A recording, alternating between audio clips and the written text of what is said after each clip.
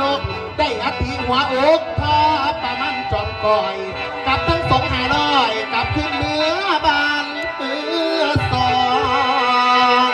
ในหัวคิดว่าสิสร้างน้องมันกวางละน้ำอธิษฐานอยู่บางน้ำหนองหลอกผู้พานเลยบันดาลความฝันบอกเกินทางดินวางเลยพากันมาสร้างเมืองพนมไก่ตินพาอยู่หลอกผู้กำพา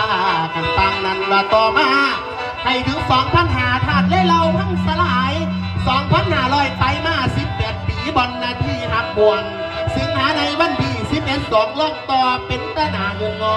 เสียดายอ่อยพ่อลุงยอดสูงคำรอไว้ใส่เพชรพ่อปันดาวนิ่งไล่ขาว4 ประตูคนด่านผ่านแนวตั้งพักลงกวางอากงากไปเห็นสาขาดแล้วใจกระเศร้าวังวังเหงาหลักคือพระพุทธเจ้าตอนเข้าสู่นิพพานในสงสารว่าชมพู